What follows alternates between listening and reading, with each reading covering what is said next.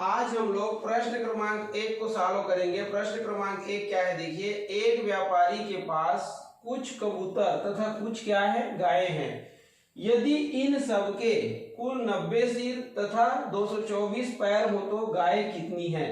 यहाँ पर देखो आपको किसकी संख्या ज्ञात करना है, तो ये गायों की संख्या आपको ज्ञात करनी है। ये गायों की संख्या आपको ज्ञात करनी है, ठीक है। तो इसके लिए हमारे पास ट्रिक होता है। ट्रिक क्या है देखिए, गायों की संख्या ज्ञात करनी है तो गाय का अपोजिट क्या है, कबूतर, ठीक है। तो एक कबूतर के कितने पैर होते हैं, तो एक कबूतर के होते हैं 2 पैर। तो आप ये 90 जो सिर है इसमें एक कबूतर के 2 पैर को क्या कर देंगे, गुणा कर देंगे। तो कितना आ जाएगा 180, 2 शून्य शून्य और 2 निया 180। अब देखिए आपको 224 पैर, ये 224 पैर पहले से दिया हुआ है। तो ये देखिए 180 और 224, इसमें बड़ा कौन है, 224। तो आप 224 में 180 को क्या कर देंगे, घटा देंगे। ये दोनों में जो बड़ा होगा उसमें से छोटे को घटाना है, ठीक है। तो कितना आ जाएगा, ये 4 और 2 माने 12, 12 में से 8 गया तो 4, हासिल कितना हो जाएगा 1, तो ये शून्य हो जाएगा। तो कुल मिलाकर के कितना आया, 44 आया। अब इसको क्या करना है, 2 से भाग दे देना है। तो 2 एकम और 2 दूनी और 2 दूनी, तो ये 22 आपका आंसर आया। तो 22 क्या है आपका, तो गायों की संख्या है। क्या है ये, गायों की संख्या है। ये गायों की संख्या है। ऑप्शन में देखिए 22, 44, 68 और 72 दिया है। तो गायों की संख्या कितना आ गया आपका, 22 आ गया। तो ये 22 अपना सही आंसर है, ठीक है। ऐसे आपको सॉल्व करना है। मान लीजिए इसी प्रश्न में आपको कबूतर की संख्या ज्ञात करनी है। किसकी संख्या, कबूतर की संख्या आपको क्या करनी है, ज्ञात करनी है। ये ठीक है। मान लो इसी प्रश्न में आपको कबूतर की संख्या ज्ञात करनी है। तो क्या करेंगे देखिए, ये कबूतर का उल्टा अपोजिट इसमें क्या है, तो गायें हैं, ये ठीक है। तो कबूतर की संख्या ज्ञात करना है तो हम किसको लेंगे, गायों को लेंगे। तो एक गाय का कितना पैर होता है, तो ये होता है 4 पैर। कितना होता है, 4 पैर होता है ये, ठीक है। इसलिए ट्रिक में क्या हो जाएगा देखिए, ये ट्रिक में ये जो 90 सिर है इसको हम किससे, एक गाय के 4 पैर से गुणा करेंगे। तो कितना आ जाएगा देखिए, 4 शून्य शून्य और 4 निया कितना होता है 36, तो 360 आया। अब देखिए 224 पैर हमको पहले से दिए हुए हैं। अब इसमें आप ये देखिए कि 360 और 224 में बड़ा कौन है, तो 360 बड़ा है। तो 360 में 224 को आप क्या कर देंगे, घटा देंगे। तो कितना आएगा, 6 हासिल आई 1, 6 में से क्या है ये 3, तो 3 को घटाओगे कितना आएगा, 3 आ जाएगा ये।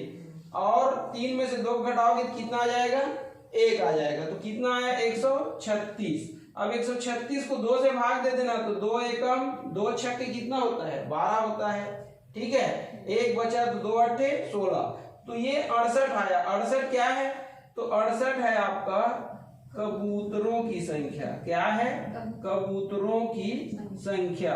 ये अगर कबूतर की संख्या ज्ञात करना रहता तो कितना आता आंसर, 68 आता, ठीक है। तो ऐसे आपको क्या करना है, सॉल्व करना है।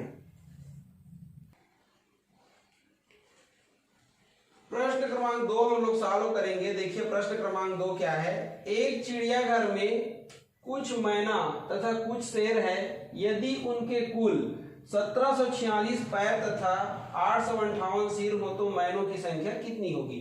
ऑप्शन दिया है 845, 833, 800 और 843, ठीक। यहाँ पर क्या ज्ञात करना है देखिए, तो यहाँ पर ज्ञात करना है आपको मैनों की संख्या। ये मैनों की संख्या, ये मैनों की संख्या क्या करना है, ज्ञात करना है, ये ठीक है। तो मैना का अपोजिट क्या है, यहाँ पर शेर है, ठीक है। तो हमारा ट्रिक क्या है देखिए, तो हमारा ट्रिक है जो ज्ञात करना है उसके अपोजिट को लेंगे। तो क्या ज्ञात करना है? महीनों की संख्या। तो लेंगे किसको? शेर को। ठीक है, किसको लेंगे? शेर को लेंगे अपन ये। ठीक है, तो ये देखिए सिर की संख्या यहाँ पर कितनी है? 858। तो 858 को सबसे पहले लिखेंगे, ये सिर की संख्या को पहले यहाँ लिखेंगे ट्रिक में। उसके बाद इसको गुणा करेंगे। किससे गुणा करेंगे? तो जो ज्ञात करना है उसके अपोजिट के पैर से।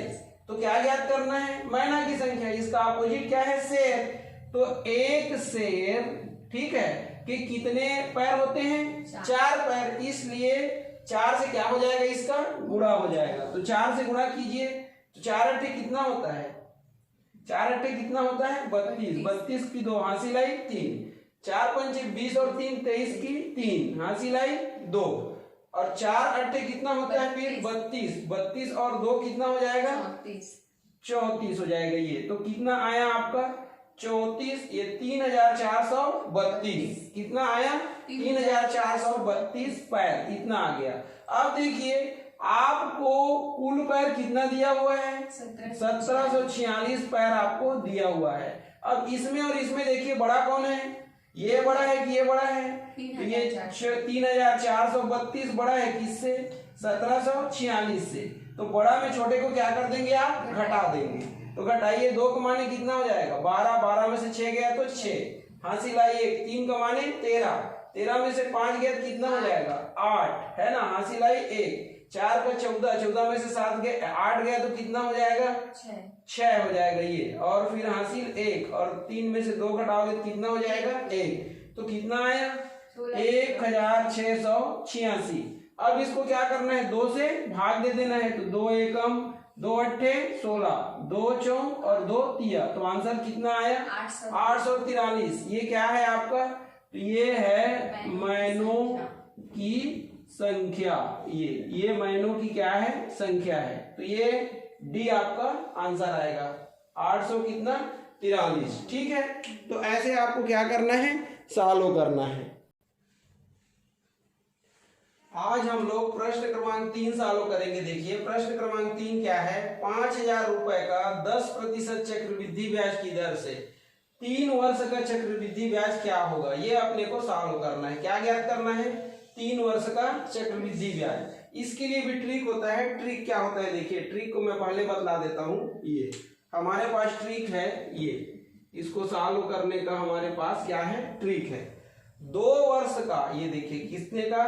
2 वर्ष का। ये अगर अपने को चक्रवृद्धि ब्याज ज्ञात करना है, 2 वर्ष का चक्रवृद्धि ब्याज लिखना है तो कैसे लिखेंगे? देखिए तो 2 को पहले लिखिए ये, ठीक है, फिर ये अनुपात का निशान लगाइए और लिखिए a। अगर आपको 3 वर्ष का ज्ञात करना है, ये देखिए, तो 3 वर्ष के लिए आप क्या करोगे? सबसे पहले 3 को लिखिए ये, और उसके बाद ये दोनों को क्या कर दीजिए? जोड़ दीजिए। ठीक है, क्या कर दीजिए? जोड़ दीजिए। तो 2 और 1 को जोड़ेंगे कितना आएगा? कितना आएगा? 3 आएगा ये। ठीक है, उसके बाद 1 को तो लिखना ही है। अब देखिए जैसे 4 वर्ष का अपने को ज्ञात करना है ये, तो क्या करेंगे? सबसे पहले 4 को लिखेंगे ये, ठीक है, उसके बाद क्या करेंगे? ये दोनों को जोड़ देंगे। तो 3 3 कितना हो जाएगा? 6। और फिर ये दोनों को जोड़ देंगे, 3 1 कितना हो जाएगा? 4। और लास्ट में 1 को तो लिखना ही है ये। ठीक है, इसके बाद देखिए कितने वर्ष का? 5 वर्ष का ज्ञात करना है चक्रवृद्धि ब्याज। तो इसके लिए क्या करेंगे? सबसे पहले 5 को लिखेंगे, और 5 को लिखने के बाद क्या करते हैं अपन? ये दोनों को जोड़ते हैं। तो कितना हो जाएगा? 10। फिर ये दोनों को जोड़ेंगे, कितना हो जाएगा? 10। और फिर किसको जोड़ेंगे? ये दोनों को। तो कितना हो जाएगा? 5। और लास्ट में किसको लिखते हैं? 1 को लिखते हैं। ये किसको लिखते हैं? 1 को, ये। ठीक है, तो ये देखिए ये 2 वर्ष के लिए हो गए, 3 वर्ष के लिए, 4 वर्ष और ये 5 वर्ष के लिए। ठीक, अब अपने को प्रश्न में क्या बोल रहे हैं? देखिए 5000 रुपए का 10% चक्रवृद्धि ब्याज की दर से 3 वर्ष का चक्रवृद्धि ब्याज क्या होगा बोल रहा है। ठीक है, कितने वर्ष का? 3 वर्ष का। तो 3 वर्ष वाला कौन सा है? देखिए 3 वर्ष वाला ये है, यही है ना। तो हम क्या करेंगे? इसके अनुपात को सबसे पहले लिख लेंगे। 3 अनुपात 3 अनुपात कितना है? 1। इसको सेलेक्ट कर लिए। अब देखिए क्या करेंगे हम, कितने वर्ष का बोल रहा है, 3 वर्ष का बोल रहा है, कितने राशि पर बोल रहा है, 5000 राशि पर, और कितना प्रतिशत है, 10%।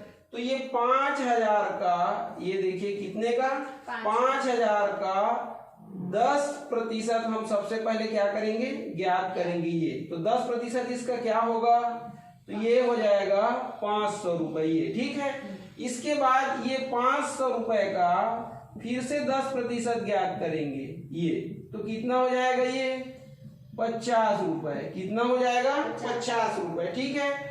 इसके बाद ये 50 रुपए का फिर से 10% ज्ञात करेंगे, तो ये कितना हो जाएगा, 5 रुपए हो जाएगा। अब देखिए 3 बार क्यों हम 10% ज्ञात किए, क्योंकि समय आपने को कितना दिया है, 3 वर्ष दिया है, ठीक है।